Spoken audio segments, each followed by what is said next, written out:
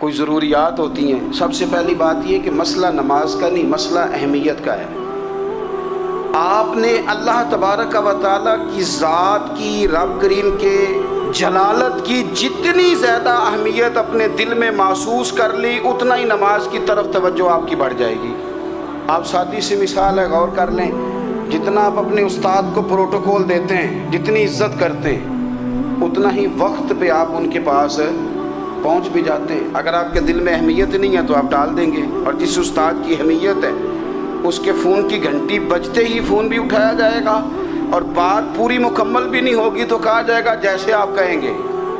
اور جو وقت وہ دیں گے ان سے 10 منٹ پہلے پہنچنے کی کوشش بھی کی جائے گی. بس سمجھ لیں دل لگنے نہ لگنے کا مسئلہ نہیں، اہمیت کا مسئلہ ہے.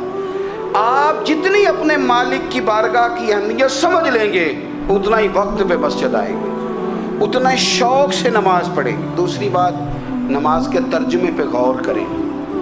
آپ یقین کریں اگر نماز کا ترجمہ ہمیں آ جائے نا تو ہمیں تو یوں لگے کہ ہم تو اپنے مالک کی بارگاہ میں عرض و معروض کرنے حاضر ہوئے ہیں. یہ سورہ فاتحہ ہی دیکھ لیں آپ. حضور فرماتے ہیں، رب فرماتا ہے سورۃ فاتحہ آدھی میری ہے آدھی میرے بندے کی ہے. جب اس نے کہا الحمدللہ رب العالمین الرحمن الرحیم مالک یوم الدین ایاک نعبد و ایاک نستعین، جب یہاں تک وہ لفظ کہتا ہے تو یہ حصہ میرا تھا. اس نے اپنے رب کی تعریف کی، اور جب کہا نا اس نے اہدنا الصراط المستقیم، اب بندے نے التجائیں شروع کر دی. اس نے کہا کہ مالک بھی تو ہے، رحمان بھی تو ہے، رحیم بھی تو ہے، عبادت بھی تیری کرتے ہیں تو مدد بھی تو تجھی سے مانگنی ہے. اب مہربانی فرمانا اہدنا الصراط المستقیم، ہمیں سیدھا راستہ دکھا دے. صراط الذین انعمت علیہم، ان لوگوں کا راستہ دکھانا جن پر تو نے انعام کیا ہے. غیر المغضوب علیہم ولا الضالین، ان کے راستے پہ نہ چلانا جن پر تیرا غضب ہوا، جو گمراہ ہو گئے ان کے راستے. تو نماز میں جب ترجمے پر آپ کا غور ہوتا ہے تو آپ کا تو دل خود بخود لگ جاتا ہے، شوق بڑھ جاتا ہے آپ کا.